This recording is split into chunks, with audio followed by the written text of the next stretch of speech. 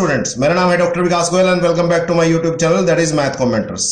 हमारा चैप्टर चल रहा है लाप्लास ट्रांसफॉर्म और टॉपिक चल रहा है एप्लीकेशंस ऑफ लाप्लास ट्रांसफॉर्म, जिसमें हमने पढ़ा है लाप्लास ट्रांसफॉर्म मेथड।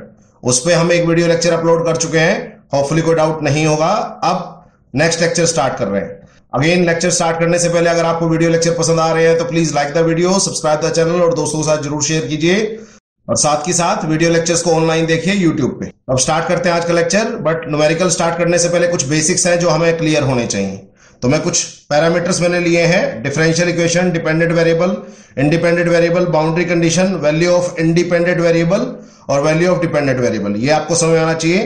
तो किसी भी डिफरेंशियल इक्वेशन को देख के आपको डिपेंडेंट और इंडिपेंडेंट वेरिएबल आइडेंटिफाई करना आना चाहिए। वही कर रहे हैं। मान लेते हैं ये डिफरेंशियल इक्वेशन है, d square y upon d t square minus 3d over d t plus 2y equal to e raised power t. ध्यान रखिएगा, जिसका डेरिवेटिव होता है डिफरेंशियल इक्वेशन में वो डिपेंडेंट वेरिएबल होता है। तो डेरिवेटिव किसका हो रहा है, देख सकते हैं y का, तो डिपेंडेंट वेरिएबल कौन होगा, y। और जिसके रिस्पेक्टिव डेरिवेटिव होता है वो आपका इंडिपेंडेंट वेरिएबल होता है। तो जिसका डेरिवेटिव हो रहा है वो डिपेंडेंट और जिसके रिस्पेक्टिव हो रहा है वो इंडिपेंडेंट। सिमिलरली किसका डेरिवेटिव हो रहा है x का, तो ये डिपेंडेंट, और किसका रिस्पेक्टिव हो रहा है t के, तो ये इंडिपेंडेंट। सिमिलरली इस डिफरेंशियल इक्वेशन में डेरिवेटिव किसका हो रहा है y का, और किसके रिस्पेक्टिव हो रहा है x के, तो यहां तक कोई दिक्कत नहीं। अब इस डिफरेंशियल इक्वेशन में डेरिवेटिव किसका हो रहा है, आप देख सकते हैं डेरिवेटिव d आएगा y के साथ, तो डेरिवेटिव हो रहा है y के, बट आपको यहां पता नहीं लग रहा किसके रिस्पेक्टिव डेरिवेटिव है, बट राइट हैंड साइड आपको बता रहा है t इंडिपेंडेंट है। तो या तो आपको इंडिपेंडेंट वेरिएबल किसके रिस्पेक्टिव डेरिवेटिव हो रहा है वहां से पता लग जाएगा या राइट हैंड साइड से पता लग जाएगा। तो होपफुली यहां कोई डाउट नहीं होगा। अब बाउंड्री कंडीशन को पढ़ना सीखिए, ध्यान से सुनिएगा। कभी भी ये आए y0 इक्वल टू 2 तो y की वैल्यू होगी ये, और ये जो वैल्यू होती है गिवन वो होती है इंडिपेंडेंट वेरिएबल की वैल्यू। किसकी वैल्यू, इंडिपेंडेंट वेरिएबल की। तो जो अंदर वैल्यू गिवन होगी वो इंडिपेंडेंट वेरिएबल की वैल्यू होगी और y की वैल्यू होगी राइट में, दैट इज 2। ठीक है, तो देखें इस क्वेश्चन में, तो आप देख सकते हैं ये आपके इंडिपेंडेंट वेरिएबल की वैल्यू है और y की वैल्यू है 2। तो ठीक है, अब अगर इसमें ध्यान से देखें तो ये है इंडिपेंडेंट वेरिएबल की वैल्यू दैट इज 0। तो इंडिपेंडेंट वेरिएबल था t, तो t की वैल्यू है 0, और जो ये लेफ्ट में गिवन है y की वैल्यू है 2। ठीक है, सिमिलरली इस केस में आपका इंडिपेंडेंट वेरिएबल रखा है 0, इंडिपेंडेंट वेरिएबल है t, तो t की वैल्यू है 0 और x की वैल्यू है 10। इंडिपेंडेंट वेरिएबल है x की वैल्यू है 1 और y की वैल्यू है 5। इसी तरह इंडिपेंडेंट वेरिएबल है t की वैल्यू है -2 और y की वैल्यू है 7। तो ये आपको पढ़ना आना चाहिए। जो अंदर वैल्यू गिवन होती है वो आपके इंडिपेंडेंट वेरिएबल्स की वैल्यू होती है, जो भी क्वेश्चन में इंडिपेंडेंट वेरिएबल होगा, और जो राइट में होगी वो यहां जो भी बंदा लिखा है y लिखा है तो y की होगी, y डैश लिखा है तो y डैश की होगी, y डबल डैश लिखा है y डबल डैश की होगी। उसके बाद लाप्लास ऑफ डेरिवेटिव में खोलना सिखा रहा हूं, लास्ट लेक्चर में कराया था, फिर भी एक बार एग्जांपल में करा रहा हूं। अब ध्यान से सुनिएगा, इसका लाप्लास करने के दो तरीके हैं, या तो आप y का डबल डेरिवेटिव निकाल के फिर लाप्लास कर लो, या ये डबल डेरिवेटिव खोल दो। तो डबल डेरिवेटिव कैसे खोलते हैं, जितने डेरिवेटिव होते हैं उतने s के साथ में लगेंगे, बचा क्या लाप्लास ऑफ y। अब मैक्सिमम बच्चे इसको यहां तक छोड़ देते हैं, बट ऐसा नहीं कि यहीं तक आएगा। उसके बाद s की पावर लगातार कम करते जाएंगे, और अगर जरूरत पड़ेगी तो y0, y dash 0, y double dash 0, y triple dash 0 ये पुट करते रहेंगे। तो s से स्टार्ट किया था तो s की पावर 1, s की पावर 0 यहां तक चलेंगे। तो ये तीनों टर्म्स आएंगी इसकी लाप्लास खोलने पे, ध्यान रखिएगा। अब इसी तरह यहां ट्रिपल डेरिवेटिव है तो s क्यूब से स्टार्ट होगा, लाप्लास किसका बचा, x का, माइनस s की एक पावर कम, अब ऑब्वियसली x है तो x0 आएगा। ये फर्क देखिए, यहां y0, y dash 0, y double dash 0, y triple dash 0 था, यहां x0, x dash 0, x double dash 0 इस तरह चलेगा, माइनस x की power 1, x dash 0 minus s की पावर 0, x डबल डैश 0। तो ये बात नोट कीजिए, ये सारी बातें नोट कीजिए ध्यान से कि कैसे आई। तो यहां y0, y डैश 0 यूज किया क्योंकि y था क्वेश्चन में, यहां x0, x dash 0, x double dash 0 ये यूज किया क्योंकि क्वेश्चन में x था।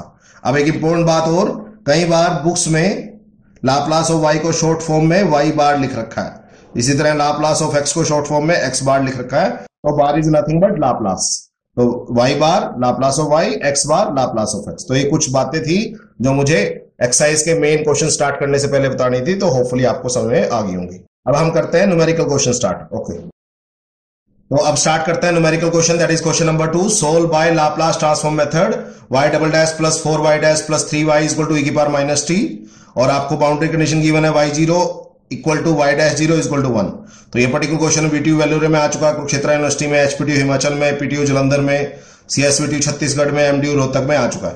तो होपफुली आप देख सकते हैं। सोल्यूशन स्टार्ट करते हैं। The given differential equation is y' plus 4y' plus 3y equal to e की पावर माइनस t।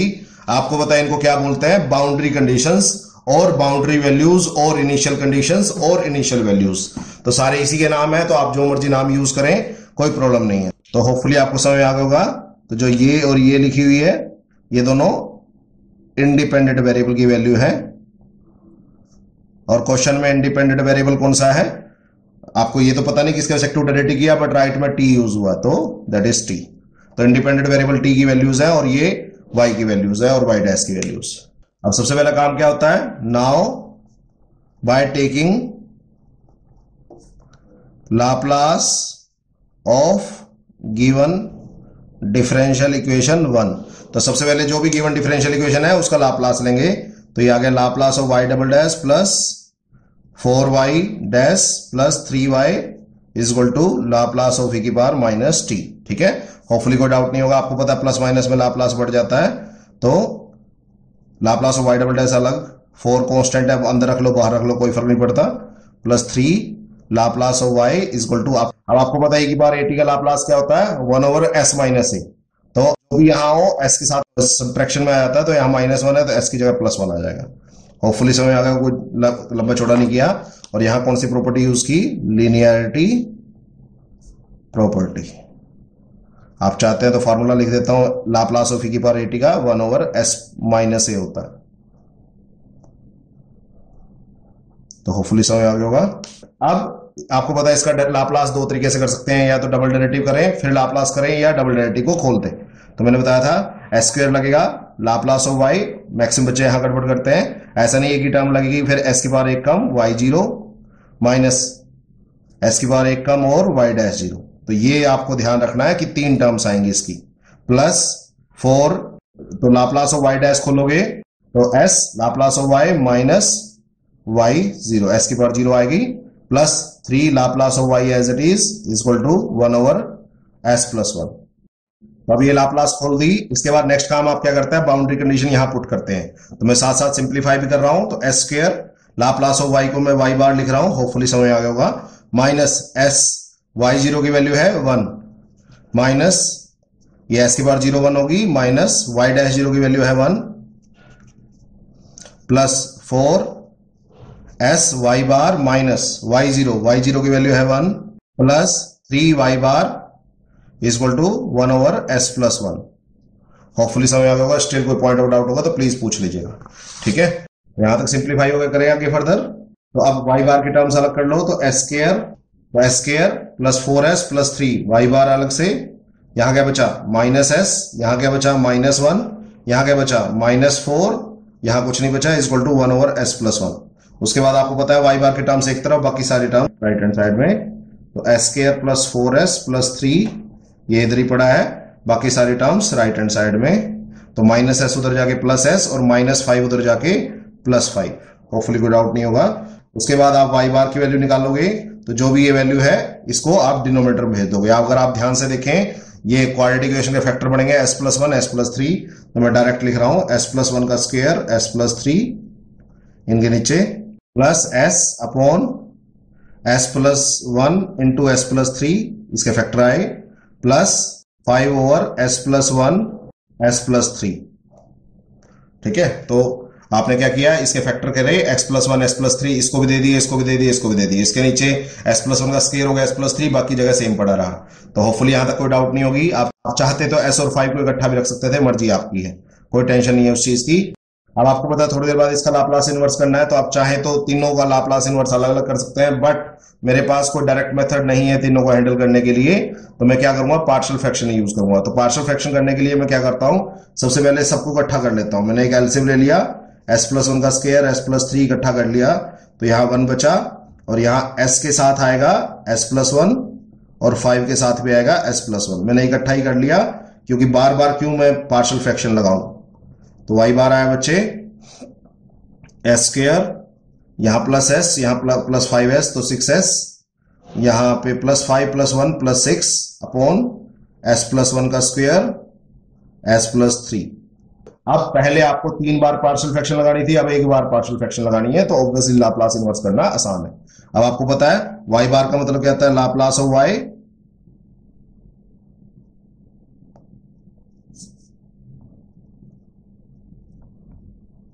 ठीक है। तो मैं लाप्लास उधर भेज देता हूं।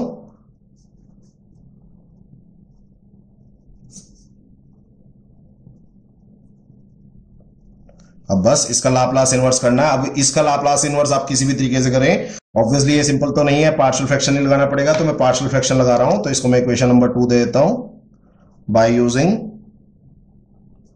Partial fraction.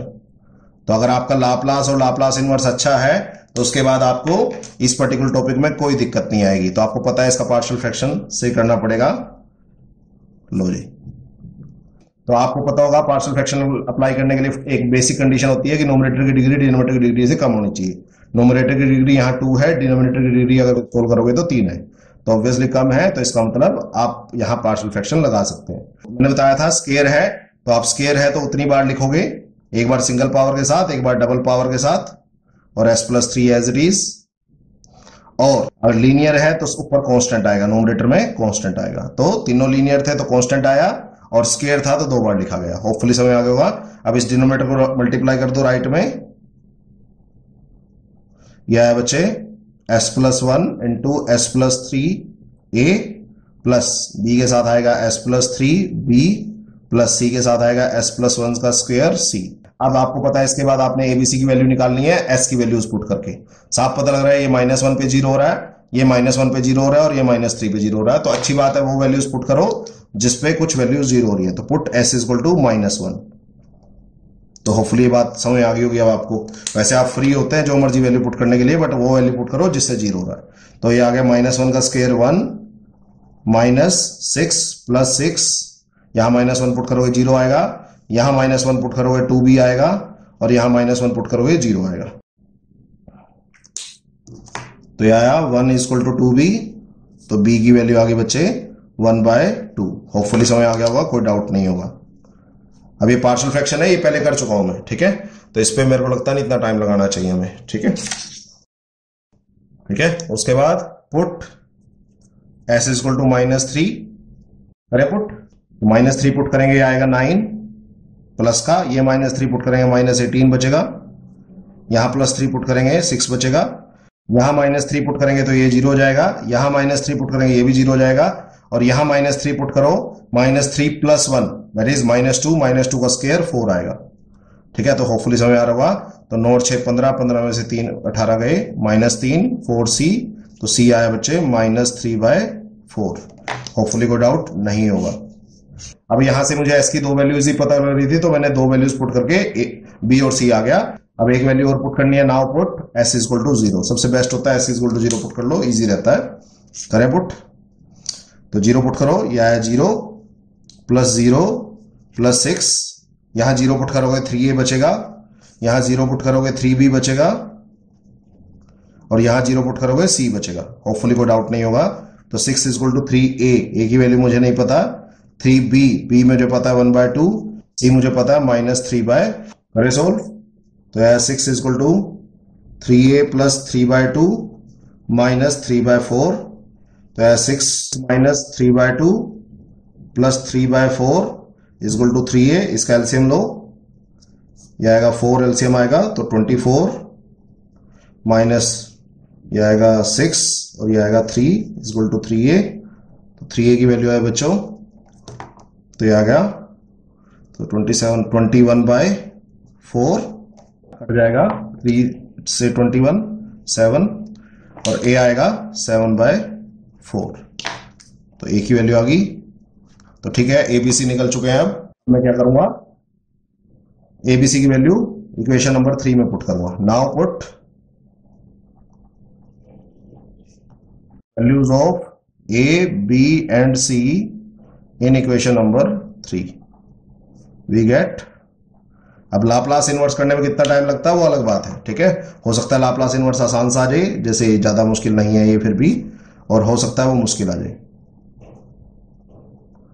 मैं वैल्यू पुट कर रहा हूं, A over S plus one, तो ए है 7/4 S plus one plus B over S plus one का स्क्वायर, तो बी है 1/2 एस प्लस वन का square plus C by S plus three, C की वैल्यू है -3/4, तो -3/4 एस प्लस थ्री।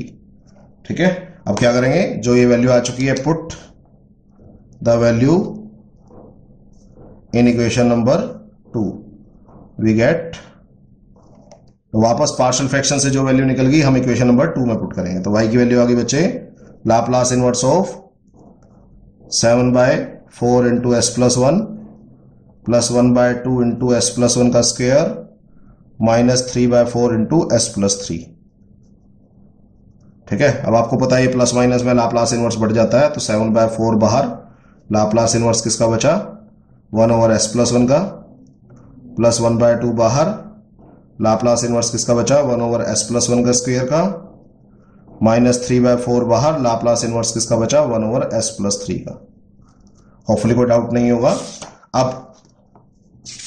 अब सिंपली आपको इसका लाप्लास इनवर्स लिखना है, मैं डायरेक्ट लिख रहा हूं, आपको पता है 1 ओवर एस माइनस ए का होता है e⁻at, तो 1 ओवर एस प्लस वन का होगा e⁻t। होपफुली कोई डाउट नहीं होगा।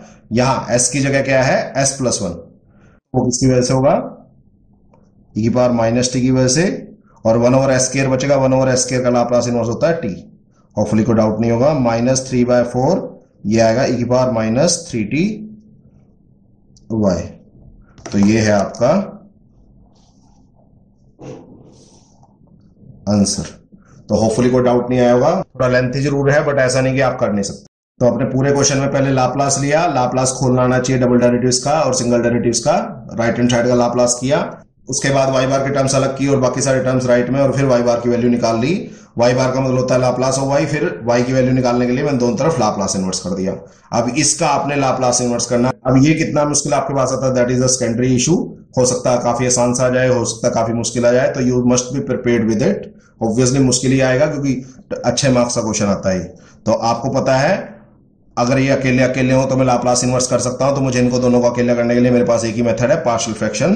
तो मैंने पार्शियल फ्रैक्शन लगाया, आपको पता है नीचे स्क्वायर है तो 2 बार लिखेंगे, एक बार सिंगल पावर के साथ, एक बार डबल पावर के साथ, और s plus three as it is, और साथ साथ लीनियर है तो नोमरेटर में कांस्टेंट लगा। उसके बाद एक बार एस की वैल्यू -1 पुट की, बी की वैल्यू आ गई, एस की वैल्यू -3 पुट की, सी की वैल्यू आ गई, एस की वैल्यू 0 पुट की, वहां से ए आ गया। जो एबीसी आगे वापस इस इक्वेशन में पुट की और इस की वैल्यू अगेन ठाके इक्वेशन 2 में पुट की, वहां से y की value Laplace inverse of this आ गया। अब इसका लाप्लास इनवर्स आपको करना आना चाहिए इंडिविजुअल टर्म्स का। होपफुली आप कॉन्फिडेंट एनफ होंगे अगर आपको बेसिक्स क्लियर होंगे तो। ठीक है, आज के लिए इतना ही। होपफुली समझ में आ गया होगा। स्टिल कोई पॉइंट ऑफ डाउट होगा तो just feel free to ask. एक न्यूमेरिकल और करेंगे हम लाप्लास ट्रांसफॉर्म मेथड पे, so that you will get ना more good idea about it. Okay, ठीक है।